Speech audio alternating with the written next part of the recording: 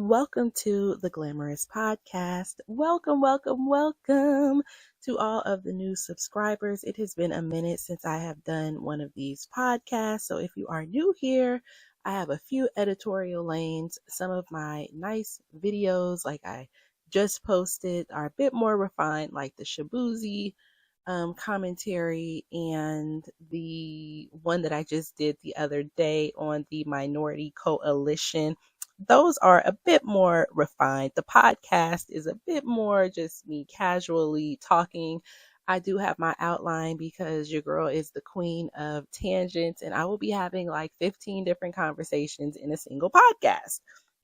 But anyway, I had to speak on this today. Today we got to talk about this. Oh, and by the way, I do speak fluent Ebonics, so it is the same person. I can speak standard United States English, but I speak fluent Ebonics, and you might hear me going in and out on that. And Bay Area slang, not to mention. So if you ever find yourself wondering, what is she talking about? Just, stick around and you'll figure it out. So anyway, if you've been following my channel for a while, I think at the start of 2024, I was like, oh my gosh, I am not doing politics. I do not want to be in Black YouTube frenzy. But if you've been following my posts, you see me post, and I think I mainly post on politics. So I think at some point I'm just going to do another channel for more of my fashion, art, and women type of commentary, because that's actually what I came on here to talk about. But I also created this space, like the Glamourus Gazette, because I needed a space to talk about politics and to give my point of view on social and societal issues, because my point of view has been edited out of the mainstream. So with that being said, I'm back into politics just a little bit, not too heavy, but yeah, I do kind of need to speak on this. So I was minding my American Negro business, and I had posted a video yesterday about the Minority Coalition, which deals with redistricting. But y'all, I did not know that the Supreme Court was ruling on this whole issue of the Louisiana new congressional district that they were trying to have, that's supposed to be like a Black majority district. So we have to get into this. We just have to talk about it, because a lot of people are, of course, going into panic mode. Oh my God, they're trying to attack Black people. And y'all, I even done heard them say Black Americans. I'm like, oh, we're Black Americans now. Oh, you see us. Isn't this interesting? But, despite all of the panic, I really don't think that they're seeing the full picture. And this is why Black Americans need our own channels that are not filtered through the crazy kooky conservatives or the crazy kooky communists or the crazy operatives on YouTube, just regular, everyday Black Americans. So from my perspective, this ruling really is not the end of the world for Black Baton Rouge. In fact, I actually think that this may have prevented a really bad political setup that was going to harm Black residents in the long run. So just walk with me. So the Supreme Court ruling, it struck down the proposed Louisiana congressional district that was designed to create a second majority Black congressional seat. In other words, they were trying to get a second Black majority district so that the Black people can send their own representative to Congress. Congress is where they vote on the money and, other things. And so their reasoning for shooting down the district is they were saying that the Constitution is written in race-neutral terms. Then they said that the Voting Rights Act is also written in race-neutral terms. And so you can't draw a district primarily around race unless you can show the clear evidence of a voting rights discrimination. And so that's the legal standard that they have applied. So basically they're saying that the Constitution is race neutral, the Voting Rights Act is race neutral. So y'all can't be throwing up race to create a new district in 2026 unless you can show some very, very clear evidence that there is voting rights discrimination based on race. And so some commentators, if you watch the news, the mainstream media, They're saying that this kills the Section 2, which talks about the whole race issue in districts. And then others are saying that it guts the race-based protections. But the ruling itself does not actually erase Section 2. It just raises the bar for proving some sort of voting rights discrimination. And honestly, y'all, that's really not unusual. And it's really not that big of a deal, because if you look at a lot of our civil rights laws that require proof of like you've been harmed or proof of intent of something racially motivated, like our hate crime laws or employment discrimination laws, they all run into the same evidence problem. So this is not really a brand new dynamic that they're raising the bar to show more proof of harm. So here's what I think. Another thing that I noticed with this whole Black thing is, we're in the era of delineation. And so to me, I think this is a good thing to stop this race-based stuff, because you have whole groups of melanated foreigners coming in here trying to hijack the Black identity. I mean, we've seen it last year with Essence. The thing with Essence wasn't that it's African owned and the Africans boogity boogity boo. It actually was that the Africans are claiming that they're the new Black people. They're still using a Black framing, and then they're phasing the actual Black Americans out of Blackness and replacing it with themselves. So when you go to look at something Black, you see a bunch of people from south of the Sahara Desert or Caribbeans. You don't see the Black people, aka the Negroes. That was the thing with the Essence Fest. But your other online operatives, they can't ever speak to that, because they are with the global Blackness by reclassifying yourself to a subgroup within the Black box. But conversation for another day. So this whole thing about them not allowing this Black district, we need to actually go revisit some of these Black districts. And actually, they're saying that this ruling may make them reconsider. I think they said there's like 70 congressional districts that were created under a race-based policy. So they may now be under review. And I would be curious to see how many of those Black districts are actually American Negroes, and how many of them are like mainly Caribbeans or Sub-Saharans, or hell, in 2026, a red dot Hindu, Kamala Harris's people. So, I'm not mad at that. And so another thing is that this district that was rejected is in Baton Rouge, Louisiana, which is still a majority Black city, but the demographics are actually changing. There is a growing and rising immigrant population of Hispanic, Asian, and foreign-born residents, even some Haitians, and I've even seen some people from south of the Sahara Desert, or who you call Africans.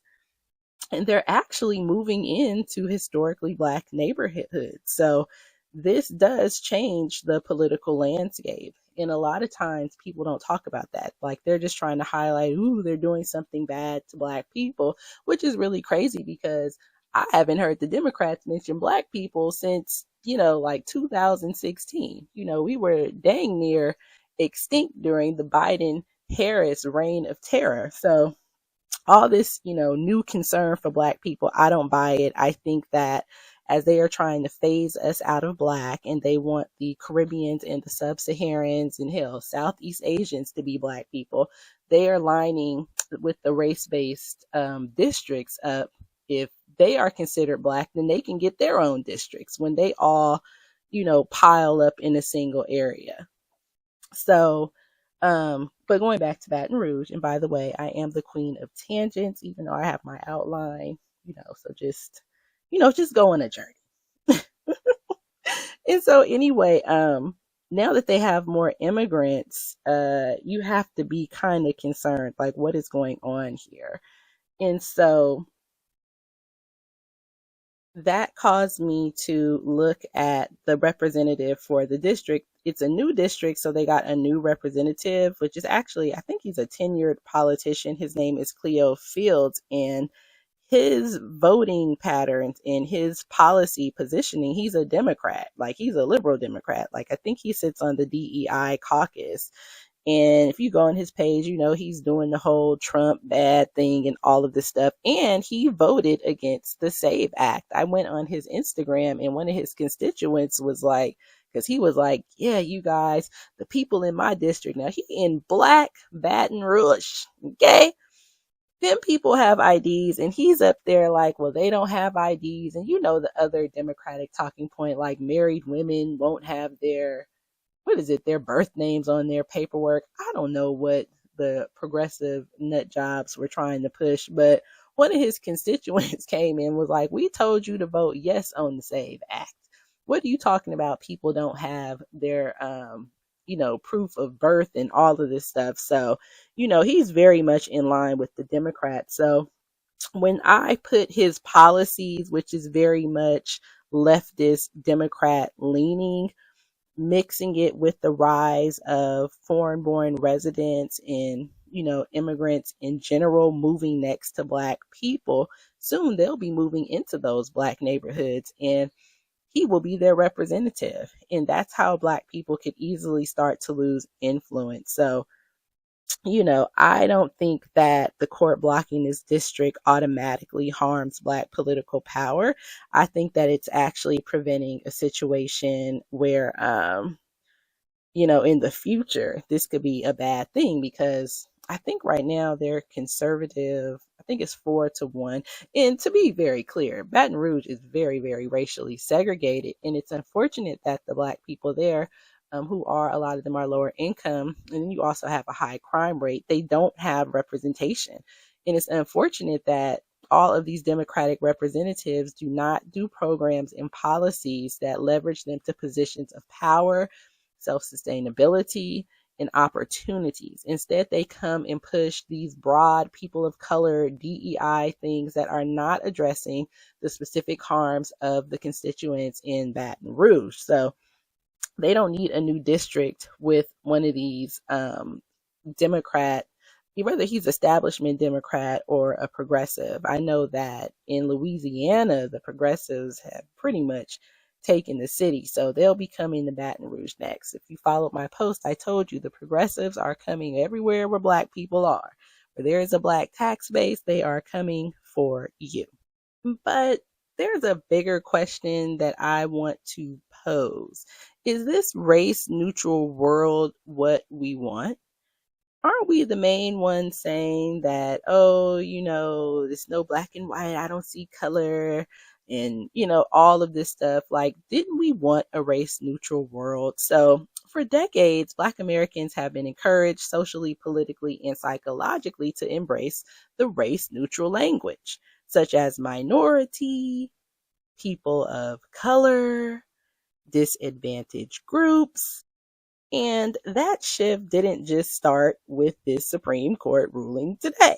It goes back to the civil rights movement. If you recall, before we got into the socialist-led civil rights, American Negroes were asking for their share of the tax revenue to take care of their dilapidated schools.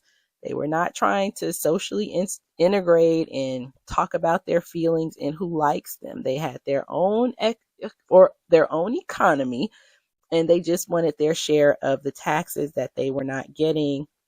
And so then it moved into this whole thing on civil rights. What was that? That Brown versus the Board of Education, I believe, is the one that shifted it to this psychological stuff. And it was very interesting. We'll have to get into that another day. But anyway, the whole civil rights thing, the movement was trying to fight, racial discrimination with the taxes, and then, the psychological thing. But the laws that ended up coming out of it were written in universal terms, such as citizens and equal protection and, minorities, and this universalized type of framing that made the laws pass. But it also opened the door for our erasure and for other groups to enter into this category. And so we stopped dealing with Negro issues into citizens and minorities throughout this whole civil rights movement that, came to a head in the 60s. And so once that happened, the Negro specific injuries became minority injuries. we were erased. We just are minorities now. And then the minority injuries became civil or general civil rights. And then the general civil rights became race neutral laws. And so, this is one of the biggest critiques of civil rights in this whole, really, it goes back to communism. You can take it even back to Marxism with grouping you into this group called the working class. But it erases your history and the specific harms in exchange for this human experience, which is a problem because if there is a specific group of humans that was targeted by the state, that's not a universal experience. And so, this universalization of our issue, making us minorities, it really erased the Negro and the claims that we need. So today, when the Supreme Court says that if a law is race neutral, then the remedies must be race neutral, they're not really doing anything new. They're just following the logic of what, and ultimately, our politicians have requested. And so this whole universalizing thing over the time, we're still seeing things today like the specifics or the American Negro narrative. You don't hear it anymore. And so now you also have other groups saying that because Black people were harmed, they deserve something. And, it's gotten really, really bad. And so, so bad to the point that if you say I'm doing something for Black Americans, like, people don't want to say that. It looks like, ooh, you're being divisive is what they tell us. And so it's so bad you can't even say Black. That's why when, I seen the Congressional Melanated Caucus, who calls themselves the Congressional Black Caucus, mentioning Black Americans, I was like, oh, you remember us now. Oh, okay. And so, my critique is not anything new. People have been making this critique about making us invisible through this legislation and the minority politics replacing the Negro politics. And if we really want to just go a little bit deeper, another element of that, wanting to escape this racialization, is kind of a desire to really get rid of the stigma that we were racialized. And so to be included and, not to be the only group that's marked by race as the Black people, and that we're just human, raceless light beams, and the shame of the Negro plight. So it's kind of ironic that, in a sense, our desires have come true to the point that, we didn't want to include race, and now they're like, you can't include race. So that's what we have. So I'm going to conclude with, this whole thing is not surprising.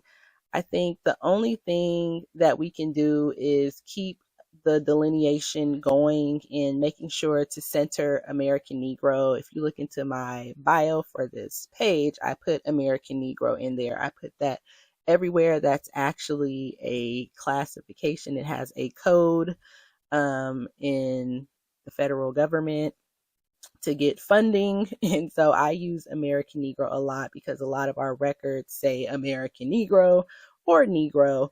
And so as we delineate, we have to start writing ourselves back into the narrative. But, overall, don't let them get you worked up into a frenzy. I see this as a good thing. So let me know, what do you think about the Supreme Court ruling today? Are you concerned that your district, if you live in a majority Black district, that it will be